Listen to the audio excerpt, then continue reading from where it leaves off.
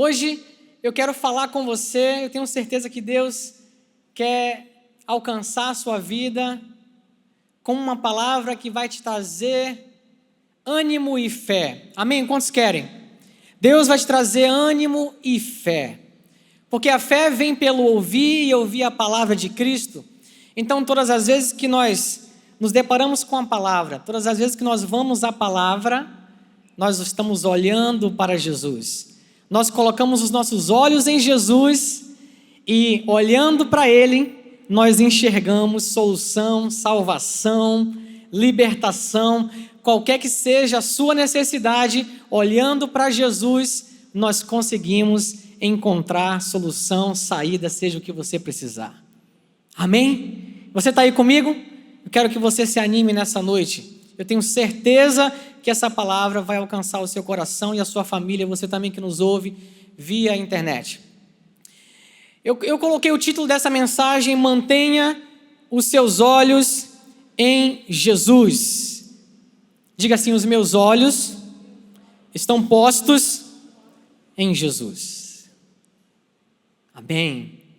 E eu quero ler com você apenas um versículo nessa hora, que está no segundo livro de Crônicas, no capítulo 20, eu quero ler apenas uma parte do versículo 12, que diz assim: porque em nós não há força perante esta grande multidão que vem contra nós, e não sabemos o que faremos, porém os nossos olhos estão postos em Ti. Gente, olha que confissão de fé. Nós não temos força suficiente, nós não sabemos o que fazer, mas os nossos olhos estão postos em Ti. Eu quero contextualizar rapidamente aqui para você. Quem disse isso foi o rei Josafá. Se você quiser ainda mais detalhes sobre esse momento histórico, esse momento tão abençoado, do segundo livro de Crônicas, no capítulo 20, você pode ler o capítulo todo, que eu tenho certeza que você vai ser muito abençoado, mas eu vou resumir aqui para você esse momento. O rei Josafá estava sendo atacado, o povo de Deus estava sendo atacado por dois povos, os moabitas e os amonitas. E o relato aqui do capítulo diz que eram povos cujos exércitos eram muito numerosos.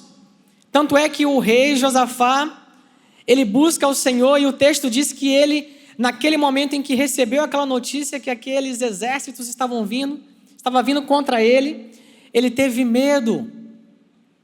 O medo veio, sobreveio sobre ele, na hora que ele recebeu aquela notícia, e ele chega nesse momento aqui no versículo 12, após buscar o Senhor, ele diz esse trecho que nós lemos aí: Senhor, não temos força em nós mesmos para resistir a essa grande multidão.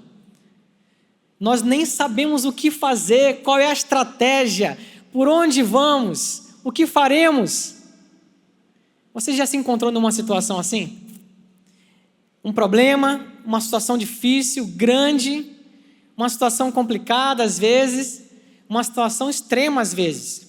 Você já orou, você já conversou com Deus, você já se aconselhou com outras pessoas, e a situação persiste, e parece que ela é muito grande, e sobrevém contra você tentando tirar a sua paz. Já passou por isso? Conhece alguém que esteja passando por isso? Imagino que todos nós, em algum momento da vida, já passou por algo parecido. E nessa hora aqui, Josafá preferiu dizer, mesmo olhando para ele e vendo suas limitações, ele olha para o céu e diz: porém os meus olhos estão postos em Ti. Gente, isso mudou toda a situação. Isso mudou toda a situação. Se você for ler todo o texto, você vai ver como que Deus entrou no circuito e os livrou poderosamente. E eles não tiveram nem que pelejar. Deus lutou por eles e deu para eles vitória sobrenatural. Amém? Amém? Esse é o contexto aqui. Mas eu quero me ater hoje somente nessa confissão de fé dele. Mas os meus olhos estão postos em Ti. Eu amo isso. Eu amo isso, porque nós aprendemos aqui na Nova que nós somos alcançados pelo sacrifício de Jesus e que Jesus é tudo para nós. Nós permanecemos em Jesus, nós confiamos em Jesus, nós estamos firmados na obra de Jesus, amém? Você sabe que você está firmado na obra completa de Jesus? Nós estamos firmados na obra de Jesus. Nós olhamos para Ele, nós caminhamos por Ele, nós andamos por Ele, nós vivemos por Ele, caminhamos sobre a palavra de Jesus o tempo todo. E essa é a garantia, como foi para aquela situação aí, de que nós teremos condições de vencer em Deus, em Jesus.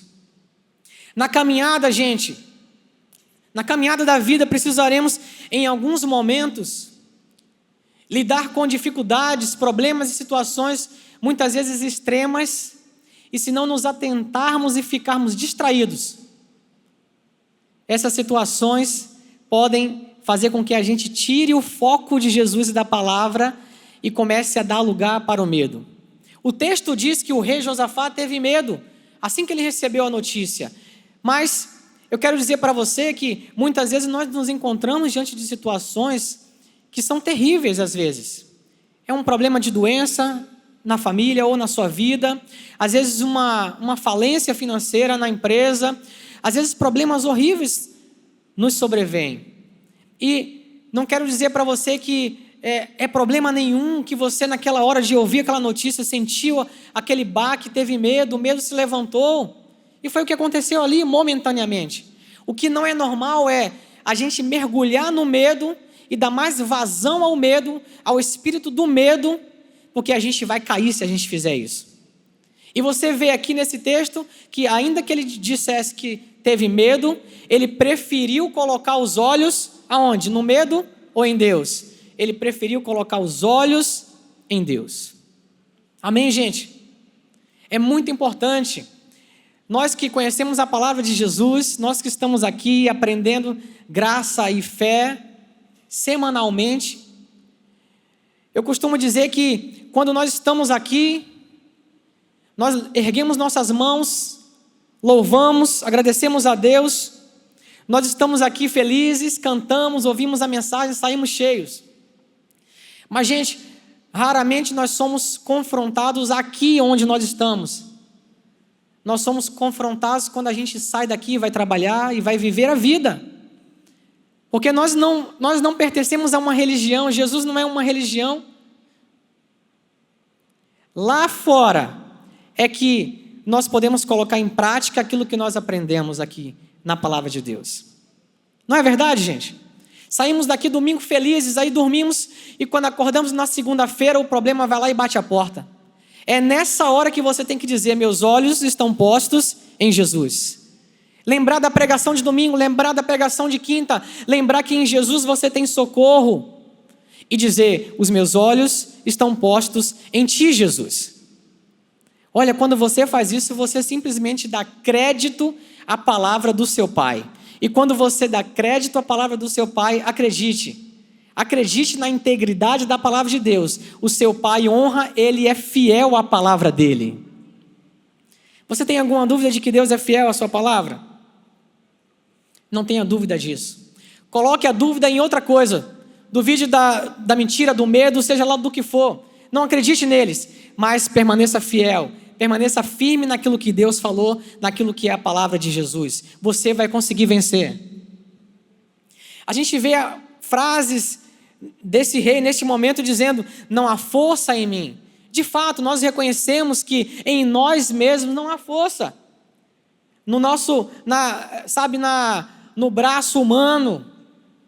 Mas quando nós olhamos para Jesus, nós recebemos direção do seu Espírito Santo. Aquele rei, naquele momento, ele disse, eu não sei o que fazer, não tenho estratégia. E eu quero dizer para você nessa noite, o Espírito Santo é especialista em dar estratégias que ninguém conhece. Ninguém conhece. Você precisa de uma estratégia na sua empresa, no seu negócio. Você precisa de uma estratégia na sua família, no seu relacionamento. Você não sabe o que fazer? Se coloque na dependência de Deus. Olhe para Ele e diga, Senhor, através do seu Espírito Santo, me direciona, me orienta. Gente, nós somos da nova aliança, amém? Nós somos pessoas dirigidas pelo Espírito Santo. Eu quero dizer para você nessa noite, o Espírito Santo quer te dirigir, te conduzir aos melhores lugares. O Espírito Santo quer te conduzir em vitória. Amém? Coloque os seus olhos nele. Mantenha os seus olhos postos em Jesus. Sabe o que vai acontecer? Uma certa vez o pastor Bené, pregando aqui, ele testemunhou que uma pessoa chegou para ele e falou assim: pastor, ora para mim, ora por mim, para que o diabo nunca mais se levante. Nunca mais. E ele explicou para ela: isso não pode acontecer, isso não vai acontecer. Ele é ousado, ele trabalha na ilegalidade, ele vai tentar com seus esquemas, com mentiras, com tantas coisas. Ele é atrevido, ele vai tentar trabalhar, na ilegalidade. Ele sabe que ele é derrotado, ele está desarmado, mas ele se aproveita da falta de conhecimento e de posicionamento das pessoas. Vocês estão compreendendo? Qual foi a posição que aquele rei tomou diante da dificuldade extrema? Embora ele admitisse que estava com medo, teve medo, embora ele admitisse que não sabia o que fazer, não tinha estratégia nem força, ele disse: os meus olhos estão postos em ti. E eu imagino como uma criança, colocando os olhos no pai, na mãe, na expectativa de que dali vai sair alguma coisa boa. Não é assim?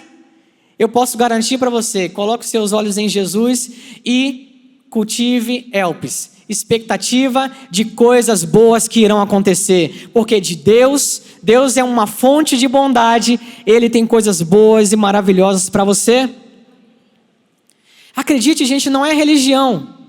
Inclusive em situações assim, quando você não sabe o que fazer, quando você não tem forças, cara, confie, você só tem a palavra. Você já disse que não sabe o que fazer, não tem mais força. Então, cara, se entregue. Se entregue à palavra, se renda à palavra. Vai ser nessa hora que nessa sua fraqueza a graça de Deus vai abundar e vai trazer para você solução, resposta, vai trazer para você saída e você vai poder ver com seus olhos a salvação de Deus. Vocês estão pegando isso aí? Vocês estão compreendendo? Onde que isso vai acontecer, pastor? Isso vai acontecer na vida aí fora, gente. Isso vai acontecer na segunda, na terça, no trabalho, na família, na vida aí fora. Nós vivemos um estilo de vida com Jesus e nós vivemos apoiados na palavra de Jesus. Seu posicionamento, então, eu quero dizer para você que seu posicionamento frente a qualquer uma dessas situações vai determinar o que vai acontecer. Ou você vai aceitar o problema, vai mergulhar na sua fraqueza e no medo, ou você vai colocar aquela situação diante do seu Pai que é ilimitado, vai confiar nele, colocar os seus olhos nele e esperar e aguardar para ver a salvação e o livramento que vem de Deus a seu favor. Seu posicionamento vai mudar tudo. Seu posicionamento de fé, inclusive em dizer: eu creio que a palavra de Jesus é a verdade absoluta. Mesmo que as circunstâncias comecem a dizer ao contrário, mesmo que a dor insista, mesmo que o problema insista. O pastor Fragalho uma certa vez falou aqui: olha, eu já orei. A pessoa pode pensar assim: mas eu já orei, eu creio, eu li a palavra e a dor insiste. E ele falou: insista mais. Insista mais. Eu faço confissão de fé e até agora eu não vi acontecer, então insista mais ainda. Gente, estejam dispostos a ir até as últimas consequências, crendo que a palavra de Deus é a verdade. Mesmo que você pense assim, mesmo que eu precise ressuscitar, a palavra de Deus é a verdade. Eu vou até as últimas consequências com ela, eu creio que o que Deus disse é verdade. O Pai olha para você e fala: caramba, tem alguém dando crédito à minha palavra. Isaías 53 diz assim, quem deu crédito à nossa pregação, a quem se manifestou o braço do Senhor. Quantos aqui dão crédito ao que Deus falou? Eu dou crédito ao que Deus falou. Então você vai ver o milagre.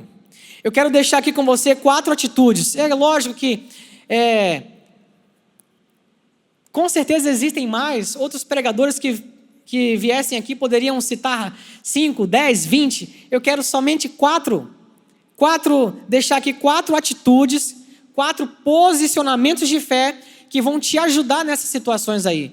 E eu sei, gente, que todos nós passamos em algum momento por alguma situação complicada, difícil, seja um ataque na saúde, na família, nas finanças. Não é verdade, gente?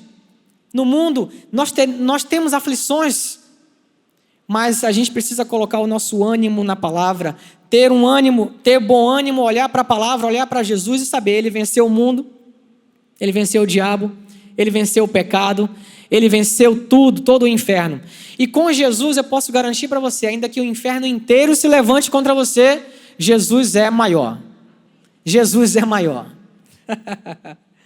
4 atitudes que eu quero deixar com você, quatro atitudes que vão mudar e vão te ajudar nessa situação aí. A primeira delas é o seguinte: decida hoje mesmo colocar os seus olhos em Jesus, seja firme e veja que Ele é suficiente para te conduzir em vitória sobre as circunstâncias e os problemas. O que eu estou dizendo aí é, seja firme. Por que eu estou dizendo? Tem 2 palavras aí que são a chave disso aqui. Primeiro é decida e segundo, seja firme. Por que decida? Porque o diabo e as circunstâncias, as artimanhas, as setas, enfim, os problemas, eles vão tentar te remover dessa posição de acreditar, de descansar em Deus, de saber que Deus está no controle da sua vida, de que Ele trabalha por você, de que Ele luta por você. Gente, a situação às vezes se levanta e quer tomar a nossa atenção. E se a gente vacilar então, em relação a estar olhando para a palavra, buscando na palavra, essas situações às vezes, elas começam a crescer. Se você, por exemplo, deixar de olhar para a palavra e começar a ouvir notícias, você vai ficar desesperado. Não tem nada de errado em ver notícias, mas se você está fortalecido em seu espírito, você, por exemplo, vai ouvir a notícia, a pandemia está aí, os problemas estão aí, enfim, são grandes os problemas, mas Jesus é maior, Ele está comigo. Eu creio que o Senhor me guarda, amém? Você crê assim? É isso aí. Então, decida. Não, eu vou colocar os meus olhos em Jesus. Pense comigo, Josafá podia dar vazão ao medo e se desesperar, eles iam perder. Ele decidiu, não sei o que fazer, mesmo, gente, que você não sabe o que fazer. Mesmo que você pense assim, e agora? O que eu não tenho, eu não vejo, eu não consigo ver um caminho. Decida, coloque os seus olhos em Jesus e entenda, cara, a solução vem dele. Eu quero dizer para você que você não precisa nem entender o milagre, gente. Perca tempo querendo entender como que Deus vai fazer, não. Apenas descanse e diga, eu sei que Ele vai fazer, Ele está aqui comigo. E Ele é bom. Então decida isso, eu vou olhar para a palavra. E seja firme. Firme por quê? Como nesse exemplo que eu falei do pastor Fragale. Porque as circunstâncias, elas vão querer insistir, vão querer, sabe? Você vem à igreja e você sai cheio. Na segunda-feira ela vai bater a porta de novo. E você faz o quê? Insiste mais ainda. Insiste mais ainda, eu sou um filho amado, eu tenho provisão de Deus, eu fui redimido das doenças, eu fui redimido das maldições, eu sou uma bênção em Jesus. Gente, quando você coloca a sua fé nisso, quer ver uma coisa? Coloque o problema, seja ele qual for, olhe para Jesus e enxergue a realidade de quem Ele é e coloque o problema na perspectiva de Jesus. Aí você compara quem que é maior. Pegue qualquer que seja o problema, coloque na perspectiva, na realidade de quem Jesus é, do que Ele fez por você, de quem você é nele, e aí você vai começar a ver que o problema não é tão grande assim. Ah, mas é um vírus mortal, é um câncer. Eu sei que assusta muita gente, eu sei que a princípio você recebeu a notícia, você tomou aquele baque, o medo tentou se levantar, mas olhe para Jesus, você não precisa entender como vai acontecer. Jesus falava ao vento, falava ao mar, Jesus falava coisas inanimadas e as coisas obedeciam à voz dele. Eu costumo dizer que cada célula do meu corpo responde à obra de Jesus na cruz. Cada célula que há em meu corpo responde à obra de Jesus na cruz e produz saúde, porque a obra de Jesus fez isso por mim. E não são poucas as vezes que eu me pego orando, estômago produz saúde, minhas células produzam saúde, sangue produz a saúde, ossos, vocês são saudáveis. Mantenha firme a sua confissão de fé, coloque seja qual for o problema na perspectiva de quem Jesus é. Você vai ver, a palavra de Deus não falha. A palavra de Deus não falha. Você está aí? Você entende isso?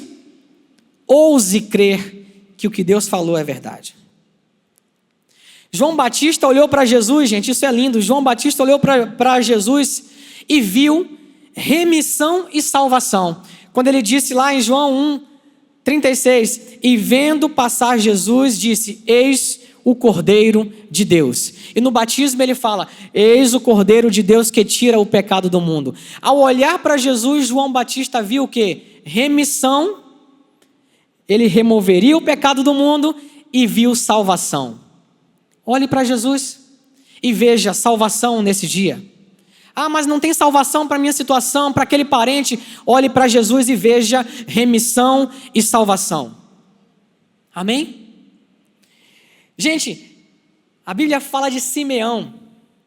Simeão olhou para Jesus e enxergou salvação e luz. Lucas 2, de 29 a 32 diz assim: agora, Senhor, despedes em paz o teu servo segundo a tua palavra, pois já os meus olhos viram a tua salvação, a qual tu preparaste perante a face de todos os povos, luz para iluminar as nações e para a glória do teu povo Israel. Gente, Simeão, eu acho esse texto lindo. Isso aqui foi só um trecho do texto. A Bíblia fala que ele, já avançado em idade, estava no templo. Quando Jesus foi ao templo ser apresentado, os pais de Jesus levou ele no templo para ser apresentado. E a Bíblia fala que o Espírito Santo tinha revelado a Simeão de que ele não iria morrer sem ver o Messias, o Salvador. E o que eu acho mais lindo nisso é que ao chegar no templo, ninguém disse para ele: olha, estou trazendo Jesus de Nazaré, enfim, nada disso. Jesus que nasceu em Belém, nada disso. Ele simplesmente, ao pegar o menino, ele disse isso aqui. Ou seja, ele teve não apenas a revelação do Espírito, mas quando ele viu Jesus, ainda um bebê, ele enxergou em Jesus salvação e luz. Gente, não é lindo isso? É lindo demais. Ele pega o bebê ali, Jesus, e disse: agora eu posso até morrer, porque os meus olhos já viram a sua salvação. Eu sou muito grato a Deus, porque os meus olhos um dia viram a salvação que há em Jesus. Você pode sabe, se alegrar nessa noite com isso. Um dia, você que está aqui, um dia os seus olhos enxergaram salvação em Jesus. Você ergueu a mão para ele e disse: eu quero esse Jesus. Amém? Amém? Quantos aqui? Quantos aqui? Jesus é salvação. Jesus é luz. Gente, para resumir tudo, o que eu quero dizer para você é o seguinte: os enfermos que olhavam para Jesus viam nele o quê? Cura. Os endemoniados, quando olhavam para Jesus, viam nele libertação genuína. Os que estavam com problemas, com grandes dificuldades, quando olhavam para Jesus, viam a resposta e a solução. Gente, toda pessoa que olhava para Jesus enxergava nele vida. Vida. Você pode personalizar isso nesse momento e dizer assim, ó: vou olhar para Jesus e vou enxergar. Se você está sendo atacado na saúde, diga assim: vou olhar para Jesus e eu vou enxergar nele saúde perfeita, sobrenatural. Sabe que tem dia que você recebe uma palavra e aquilo é diferente para você? Isso acontece comigo direto. Uma vez o pastor Fragalho estava aqui, gente, o que eu já ouvi de cura sendo ministrada, e o pastor Fragalho, enfim, maravilhosas.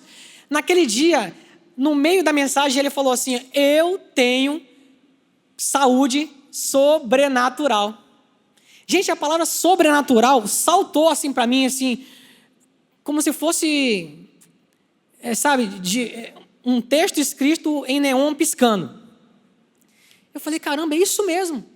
Eu posso ter boa forma, fazer boa alimentação, fazer exercício, tudo isso é bom. Mas eu quero dizer uma coisa: eu tenho uma saúde sobrenatural, é fora do natural, é além do natural, porque é uma saúde que é produzida pelo sacrifício de Jesus. Mais uma vez, cada célula do meu corpo responde à obra de Jesus e responde com saúde. Assim como Ele é, eu sou nesse mundo. Jesus é cheio de saúde, eu sou saudável em Jesus. Para mim saltou assim.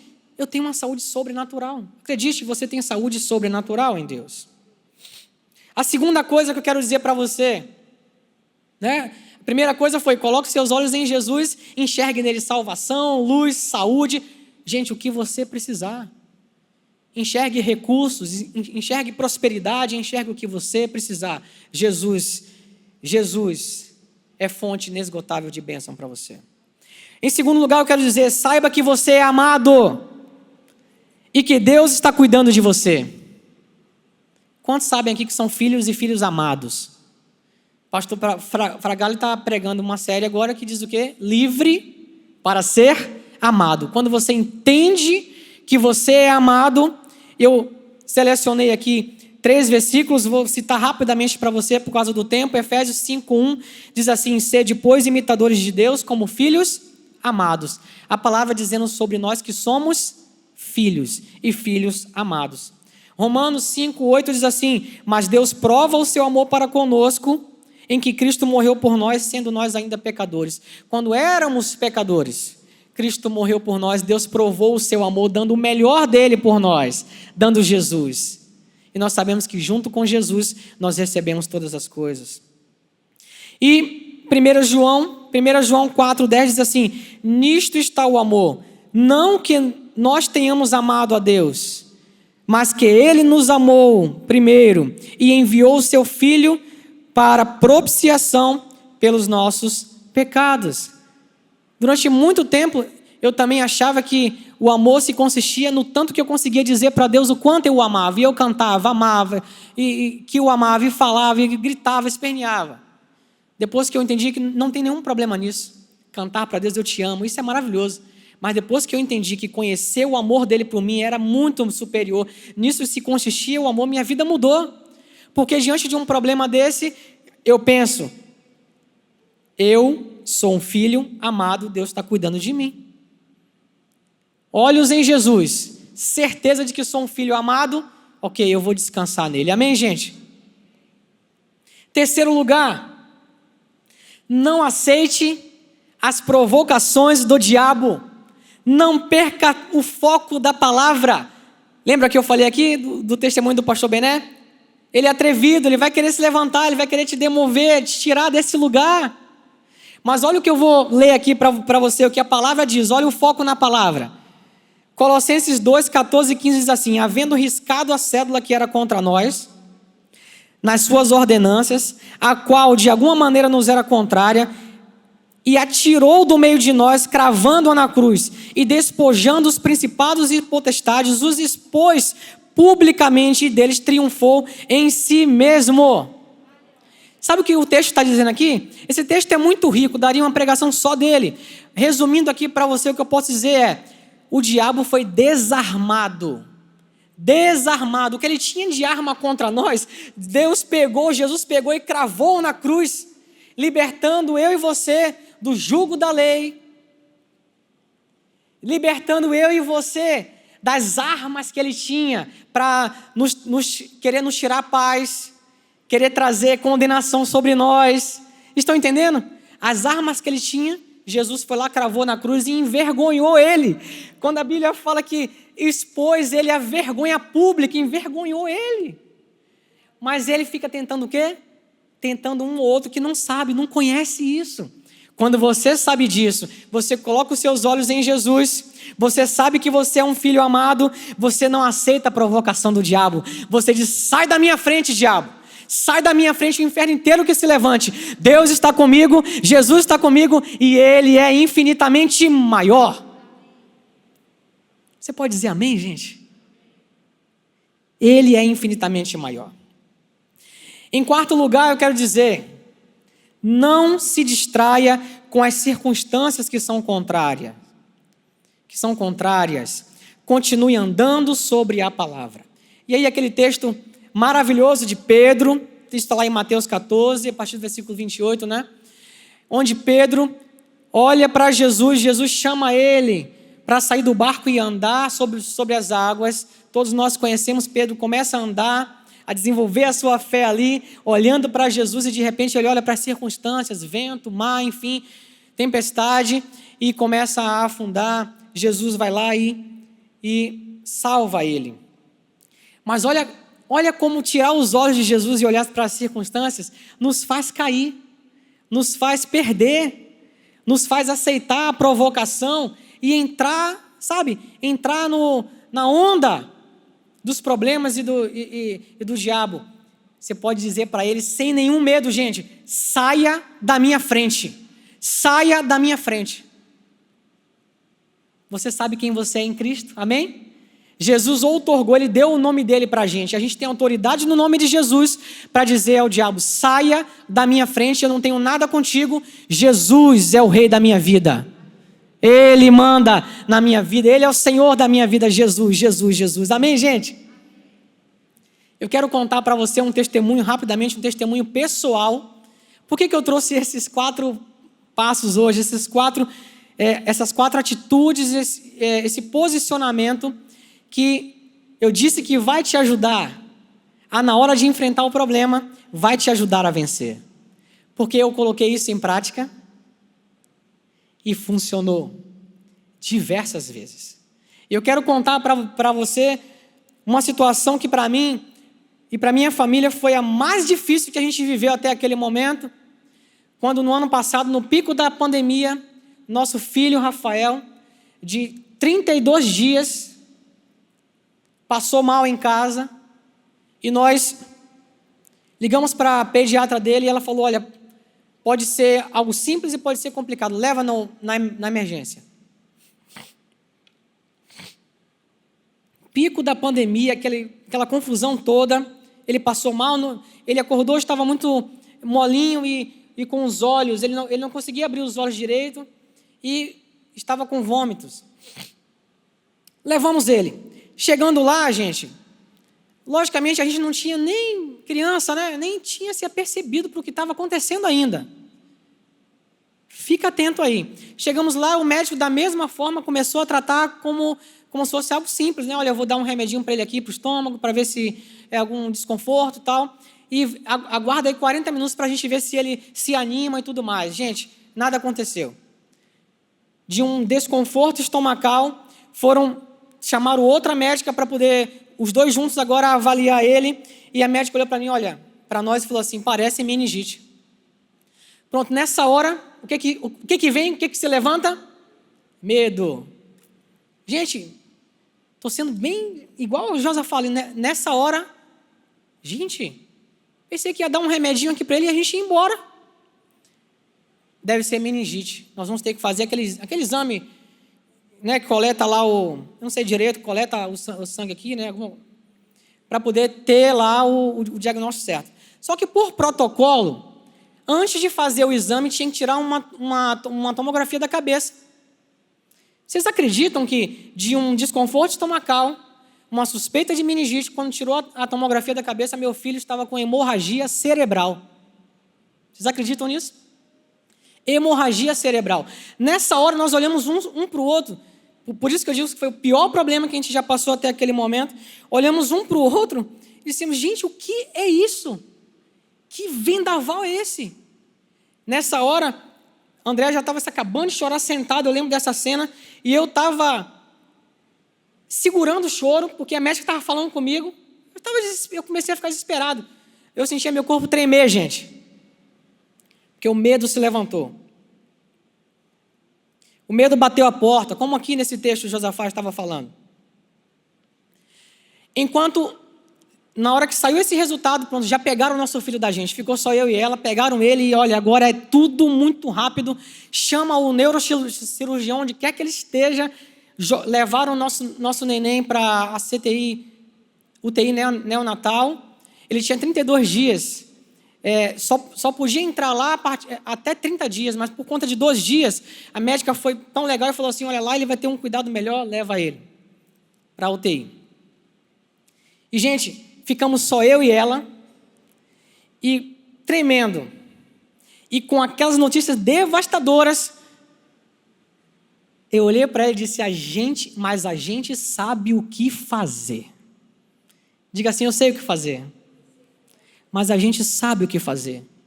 Foi daí que nasceu esses 4 passos, gente.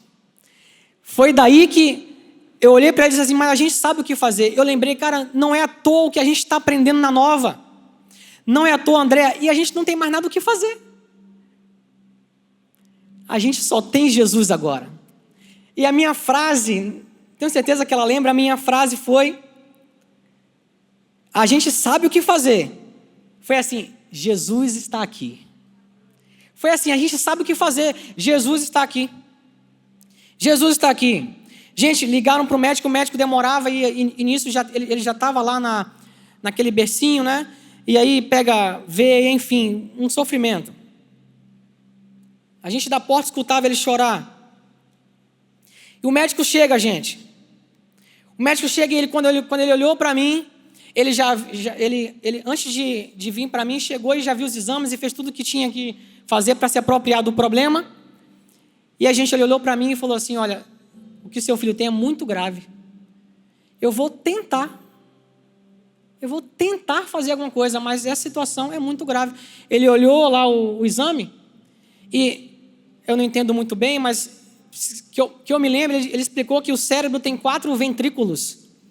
São 4 cavidades, e das 4 cavidades já havia 3 inundadas de sangue, e a 4ª cavidade já estava a 50% de sangue. Ele falou, eu vou tentar fazer alguma coisa por ele. E me mandou, gente, assinar um termo, deve ser um protocolo, né? De que meu filho podia não sair dali. Ou se ele saísse, podia fazer transfusão de sangue, sair entubado e ele poderia ter uma parada cardíaca, seja o que for. Eu tinha que assinar que, olha, não tem jeito, o médico vai fazer o que der. Gente, nessa hora, o médico diante de mim, eu fiquei com vergonha de fazer o que me veio no coração fazer, mas eu fiz. Eu olhei para ele e falei assim, posso orar por você? Porque eu acredito que você vai colaborar por um milagre hoje, para um milagre hoje. Eu falei assim, e a gente estava na pandemia, eu coloquei, ele disse, pode, não tem problema. Eu coloquei a mão no ombro dele, quando eu coloquei a mão no ombro dele, ele falou, só não pega em mim. E eu fiquei com vergonha, porque, sei lá, né, às vezes o cara era cético, seja lá o que for, mas eu me movi num impulso de fazer aquilo. E eu estava na minha cabeça, Jesus está aqui, eu não sei o que vai dar, Jesus está aqui. Gente, chorando isso, tá? Chorando, Jesus está aqui, Jesus está aqui, Jesus está aqui. Orei por ele e disse para ele, eu sei que o Senhor, acreditando ou não, vai ser usado para colaborar com um milagre hoje, você e sua equipe. Orei por ele e disse, olha, eu entrego o Bruno, era o Dr. Bruno, e a equipe dele, agora, Senhor, em tuas mãos. Ele já me disse que vai tentar, mas eu sei que o Senhor sabe o que fazer, então agora opera. Foi exatamente assim, gente, foi exatamente assim. Gente, a cirurgia durou 3 horas, resumindo aqui, e quando ele saiu, aquele médico que chegou para mim cético, aquele médico chegou para mim só com notícia ruim, devastadora, mandando eu assinar um negócio que meu filho podia não voltar.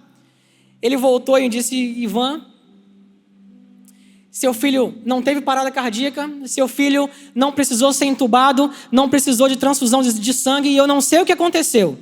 Havia um grande vazamento de sangue, um grande sangramento. Explicou que os 3 ventrículos estavam todos tomados e o 4º pela metade. Eu suguei todo o sangue e eu disse que ele poderia precisar de uma transfusão porque eu ia procurar onde estava vazando.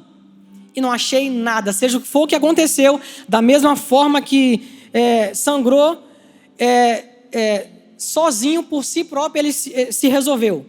Ele usou um termo que eu não sei o nome, mas o que ele falou foi, seja o que aconteceu e que causou isso, se auto-resolveu, tipo assim, um corpo se auto-resolveu. E eu sabia, porque Jesus estava ali, Jesus estava ali, cara. A gente não tinha ideia, Jesus estava ali. Aí ele, depois de dar essa notícia, mais feliz, ele falou assim, agora ele é um bebê. A gente não sabe se vai andar, se vai mamar, não sabe nada. Então agora vamos seguir com todos os exames. A gente precisa fazer tudo o que tem que fazer para poder entender o que foi que houve. Gente, acredite, reviraram ele. Foi de tudo quanto é lado. E não teve cada médico dizia assim, eu não posso dizer que seu filho tem algum problema ou alguma doença, porque nós não achamos nada, absolutamente nada, nada. E os médicos não queriam liberar ele porque queriam fazer exames rígidos. Eu entendo. E disse, é isso aí, faz. O médico falava assim, nós vamos deixar essa sonda aí, vamos verificar por um dia. Eu falei, pode verificar por 2 ou 3. Não vai dar ruim, não vai acontecer. Jesus está aqui. E era assim, gente. Até assim, no final dos dias, ele falou assim, talvez tenha que botar uma válvula. Se não der certo, uma válvula não serve para drenar, não sei o que lá. Mas a gente vai avaliar. Eu falei, não vai precisar. Porque a gente crê no milagre. Gente, eu falava assim com o médico. E às vezes eu sentia vergonha de falar isso, eu confesso para vocês, porque às vezes o cara poderia dizer assim, cara, me deixa trabalhar aqui, mas eu só queria exercer minha confissão de fé. Eu sabia o que fazer. Eu não sabia como ia acontecer, mas eu sabia o que fazer. Gente, Jesus é lindo demais. Você pode vir aqui, Dea? Posso só... Vem cá, pode aplaudir Jesus, vem cá. Está aqui, ó. Pode aplaudir Jesus, está aqui, ó. Jesus é lindo demais, a gente não sabia o que fazer. Era desesperador, está aqui Rafinha. Olha ele batendo palma, vocês viram? Que coisa linda, meu Deus. Isso mesmo, meu amor. Está aqui, Rafinha. E, gente, aí é que a gente veio perceber. Rafael, Deus curou. Rafael, Deus curou. Obrigado, amor, obrigado. Gente, eu queria mostrar isso para vocês. Apesar disso ter acontecido no ano passado, eu nunca tinha contado isso aqui na igreja. Algumas pessoas sabiam, logicamente a igreja estava orando, os pastores estavam orando, e os pastores me ligavam, gente. Eu sentia que eles queriam estar lá comigo, porque estava em pandemia, mas eles não podiam, né?